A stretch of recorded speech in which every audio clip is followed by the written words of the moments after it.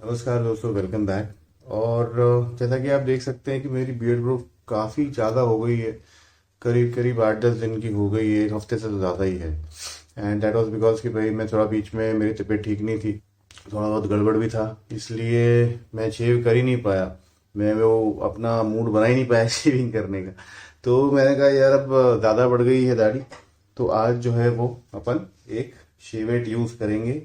ये पीतल वाला शेवेट है, पीतल का इसका ये अगला हिस्सा है मेटल वाला, और हैंडल प्लास्टिक का ही है।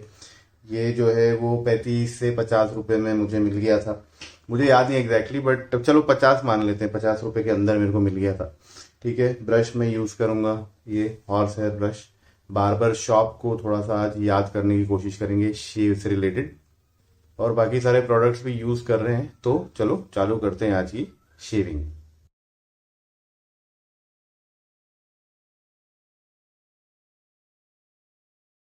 अच्छा, आज मैं सिर्फ एक चेंज कर रहा हूँ कि मैंने जो है वो चेहरा ना आज एक मैसूर सैंडल टाइप सोप से धोया। तो क्या हुआ कि क्लीन तो बहुत अच्छा हुआ, लेकिन थोड़ा मतलब क्या हुआ, मॉइस्ट एकदम ड्राई नहीं हुआ, लेकिन थोड़ा सा मॉइस्चर की ज़रूरत है ऐसा मेरे को लग रहा है। तो इंस्टेड ऑफ प्रीशे ऑयल ना, मैं एलोवेरा जेल यूज़ कर रहा हूँ। ये आरची कंपनी का है, बहुत सारी कंपनियों का आता है, सारे ही ऑलमोस्ट अच्छा काम करते हैं ऐसा मेरे को लगता है। मैंने यूज़ किया, कजीमा का यूज़ किया, आर्ची का यूज़ किया है, एक कोई ग्रीन वर्ल्ड आता है उसका यूज़ किया है। सारे ही बढ़िया काम करते हैं। थोड़ा सा ज़्यादा लिया है मैंने, ओके, बिकॉज आज बालों की ग्रोथ भी ज़्यादा ही है। और अच्छा, ये ब्रश को जो है ना, ये इसको हम पानी में भिगोने डाल देते हैं थोड़ा सा, मतलब ब्रिसल इसके गीले हो जाएंगे तो ज़्यादा अच्छा इफेक्ट मिलेगा हमको। जब तक हम एलोवेरा जेल लगा रहे हैं तब तक। वैसे आइडियली जो है वो ये हॉर्स है ब्रश, मतलब घोड़े के बाल वाला जो ब्रश है ना, उसको आप जितना ज़्यादा पानी में रखोगे उतना वो ज़्यादा टाइम तक भी चलेगा और ज़्यादा अच्छा काम भी करेगा। ठीक है, अंदर तक पहुंचाना है, स्किन तक पहुंचाना है एलोवेरा जेल।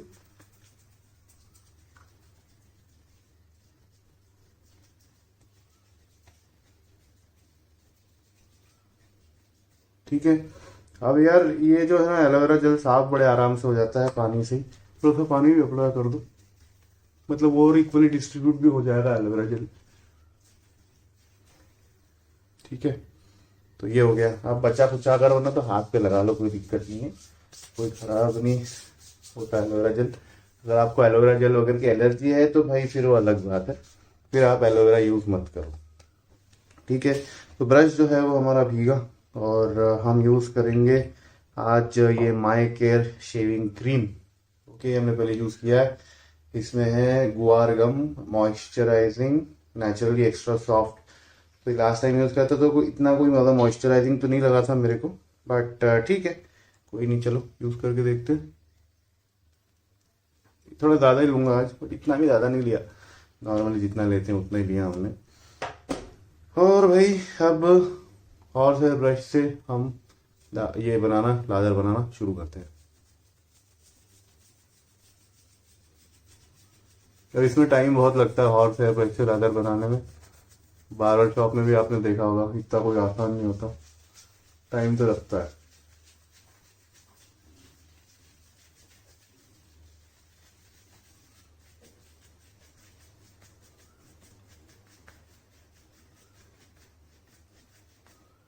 थोड़ा सा और पानी।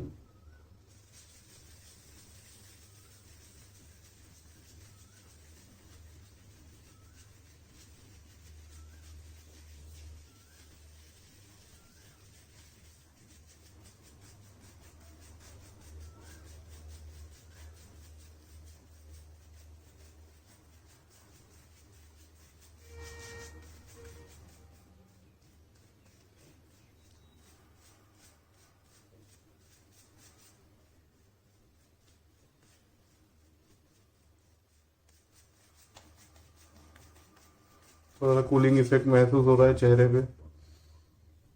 ये लादर अजीब सा नहीं मतलब।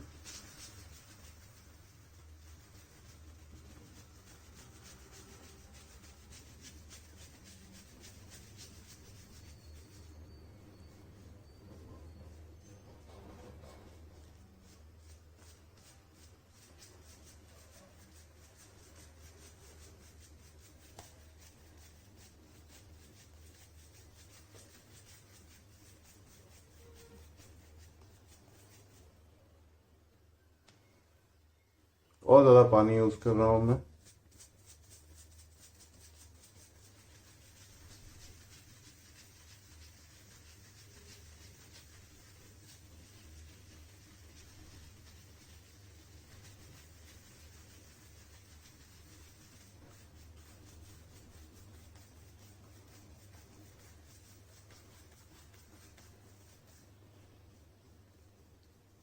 अब देखो, ये कोई बेस्ट लादर तो नहीं बना। अब ये क्यों नहीं बना, इसके कारण मैं कुछ नहीं करूँगा कोशिश, बिकॉज एलोवेरा जेल जो है वो लादर तो जनरली किल नहीं करता, मैंने तो ये ऑब्जर्व किया है।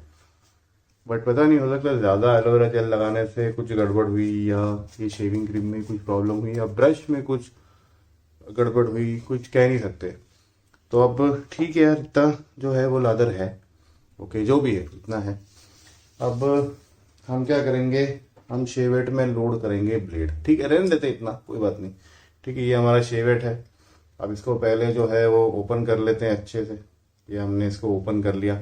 ये है एक क्लिप टाइप शेवेट, ओके, क्लिप है इसमें ये, तो इसको कहेंगे क्लिप टाइप शेवेट, ओके। आज मैं यूज कर रहा हूँ साइमैक्स अल्ट्रा ब्लेड। ठीक है, ये ब्रेक कर दिया और ये आधी ब्लेड मैंने निकाल ली। इस आधी ब्लेड को बड़े ही सावधानी से मैंने पैक से निकाल लिया, ओके, साइमैक्स। और ये देखो, अब कैसे दिखाऊं, ठीक है, कैसे प्लेस करना होता है ना वो बताता हूँ। ये जो दो दिख रहे हैं, ये दो पॉइंट्स, इन दो पॉइंट्स के ऊपर ये आना चाहिए, ये, यस, ये हो गई आपकी ब्लेड लोड। फिर ये आप इस तरीके से बहुत ही संभाल के ऐसे बंद करेंगे, और फिर ये क्लिप जो है वो बंद करेंगे। तो ये आपकी ब्लेड लोड हो गई शेवेट में। और मान लीजिए अगर वो अंदर बाहर जा रही है, या फिर थोड़ी सी अलाइनमेंट गड़बड़ है, तो फिर वो शेवेट, मुझे नहीं लगता कि वो शेवेट यूज़ करना चाहिए। देखो, हॉर्स हेयर के बाल निकलते हैं, हमें मालूम है। ठीक है, ये हो गया जी। तो अब shavette is the most aggressive form of shaving. काफी लोग पूछते रहते, दोस्त पूछते रहते कि भाई सबसे एग्रेसिव रेजर कौन सा है, कौन सा कौन सा। शेविट से एग्रेसिव कुछ भी नहीं है। ठीक है, अब ये कर ली स्किन स्ट्रेचिंग। ठीक है, इस तरीके से कुछ एंगल जमा रहा हूं मैं, और तो देखने में थोड़ी तकलीफ तो होती है।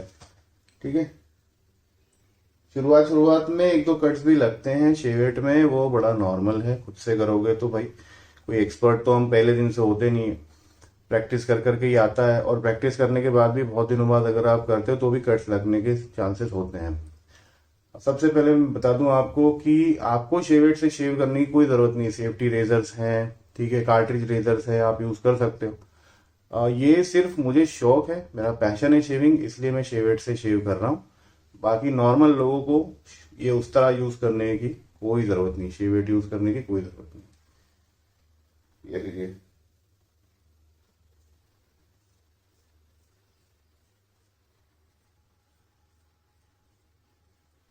एंगल बहुत इंपॉर्टेंट होता है शेवेट में।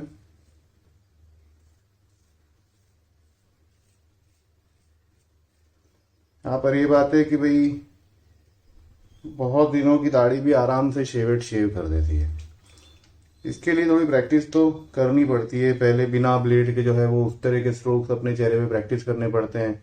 कौन से हाथ के मसल्स के किस प्रकार से स्ट्रोक्स लेने में सहायता कर रहे हैं वो देखना पड़ता है। सब चीजें देखनी पड़ती है, तब जाके आप शेवेट यूज कर सकते हो। तो बातें ध्यान रखनी पड़ती है।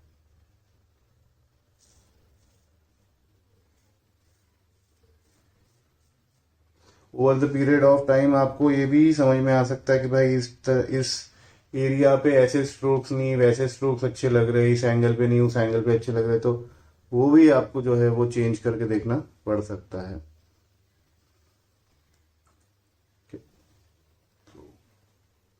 अब इधर मुझे इनग्रोन हेयर भी है, तो मैं थोड़ा संभाल के करूंगा।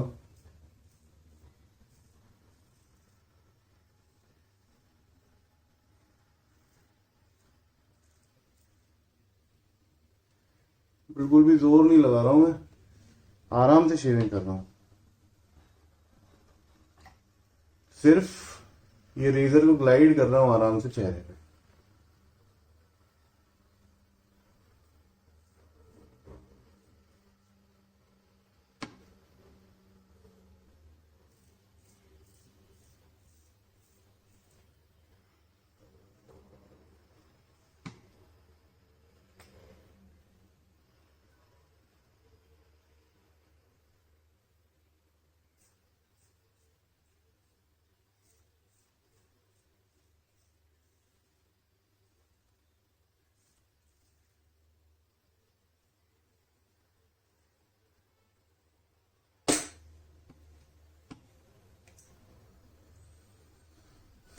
अब भाई थोड़ा लेफ्ट साइड देखते हैं। ओके, इस तरफ कैसे करेंगे? तो ये जो है वो हमने रखा यहाँ पे और इस तरीके से थोड़े एंगल जमाते हुए स्ट्रोक्स किए। ठीक, अब ये तो अगर लेफ्ट साइड पे राइट हैंड से शेविंग करना है, तो अगर लेफ्ट हैंड से करना है तो कुछ इस तरीके से आप कर सकते हो।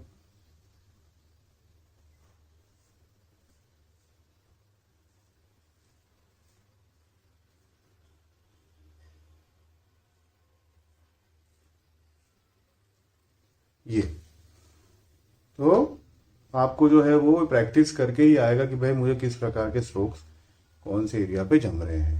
अगर आपको शेवेट यूज करना है एट ऑल तब की बात हो रही है, अगर आपको यूज नहीं करना तो फिर कोई बात नहीं, आप एंजॉय करो बस वीडियो।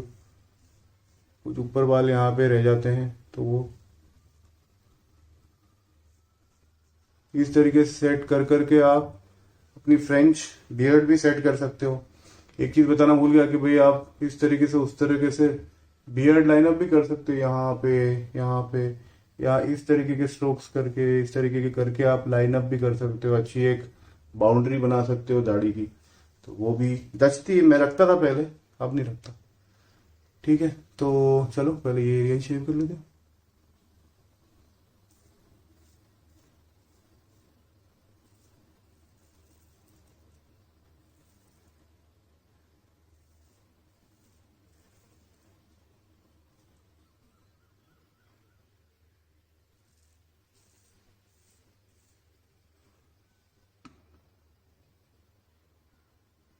फिर ये हॉर्स हेयर ब्रश का बाल, हॉर्स हेयर ब्रश के बाल अगर नहीं निकलते ना तो मेरे को सरप्राइज लगता है।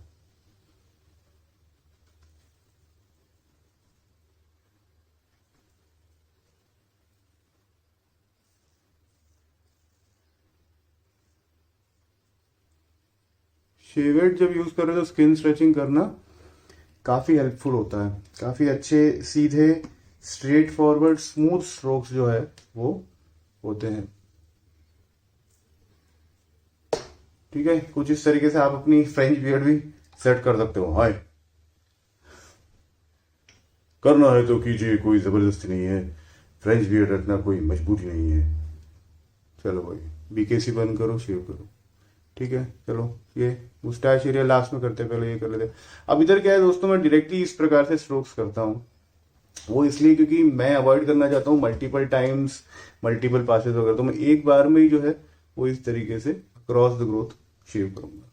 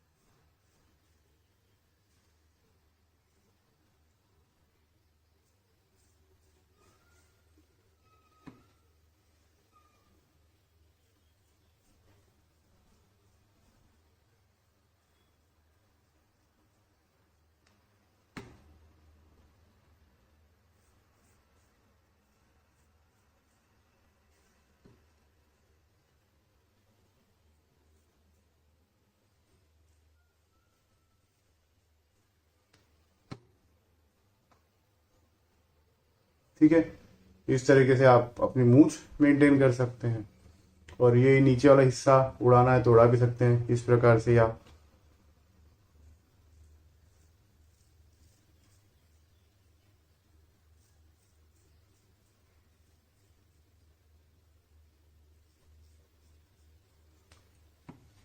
या मान लीजिए अगर आपको इस प्रकार से शेव करने में तकलीफ हो रही तो इधर जो है वो आप इस तरीके के स्ट्रोक्स भी कर सकते हो।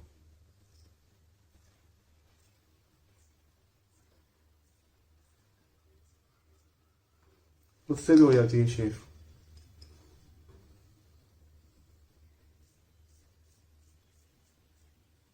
मूंछ को लाइन अप कर सकते हो भाई, जैसे मूंछ बनानी है आप वैसी बना सकते हो, नथुलाल जैसी बना सकते हो, हिटलर जैसी बना सकते हो, उत्पल दत्त जैसी बना सकते हो, जैसी बनाना है वैसी बना सकते हो।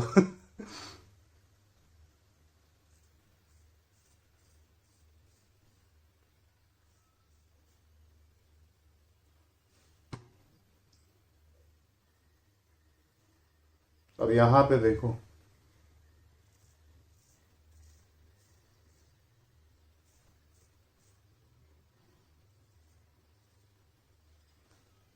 ये जो इतना एरिया होता है ना, ये बहुत ही ज्यादा ध्यान पूर्वक शेव करना होता है।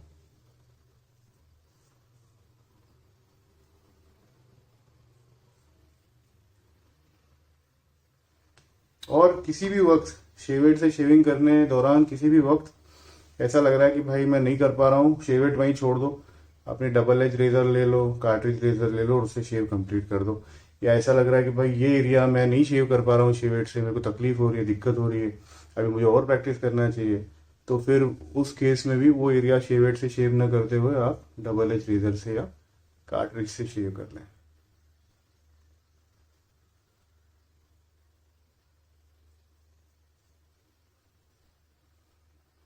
ठीक है जी, ये हो गया। अब थोड़ा सा जो है ना, मेरे को सिर्फ हल्का सा यहाँ पे लग रहा है कि थोड़ा टचअप करना चाहिए।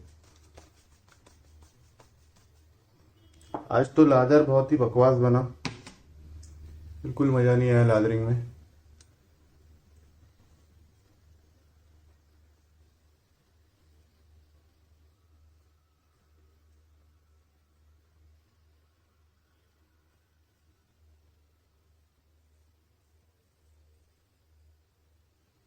तो पता करने की कोशिश करूंगा मैं कि भाई ऐसा क्यों हुआ। चलिए अब चेहरा वॉश करके आता हूँ। सो शेवेड से शेव तो काफ़ी अच्छी हुई, क्लीन हुई और कोई टेंशन नहीं, बढ़िया शेव हुई एकदम। थोड़े बहुत बाल लग रहे हैं शायद चिपके हुए अभी भी, हाँ ये भी चिपके हुए हैं। तो अब आफ्टर शेव करते हैं। ओके, जिलेट का ये रिफ्रेशिंग ब्रीज यूज़ कर रहा हूँ। अभी एलम मैंने काफ़ी बार यूज़ किया तो मैं थोड़ा सा बोर हो गया एलम से, इसलिए मैं अलग अलग आफ्टर शेव कॉन्सेप्ट यूज़ करने की कोशिश कर रहा हूँ। ठीक है, अच्छी खासी जलन हो रही है। यस, बर्न हो रहा है specially in the neck area और चिन एरिया। गालों पे तो इतना कुछ पता नहीं पड़ रहा, बट या बाकी तो बर्न हो रहा है यहाँ यहाँ पे। और ये होता ही है क्योंकि शेवेड से एग्रेसिव शेव ही होती है, तो इसमें बर्न होता है, लेकिन इसमें कम पासेस में क्लीन शेव मिलती है। अब इसके फायदे क्या हैं दोस्तों शेवेड से शेव करने के, कि भाई एक मजा आता है पैशन वाइज शेविंग का, एक एक जो कह सकते हैं हम कि भाई ट्रेडिशनल एक फील आता है शेव करते अगर शेवेड से तो।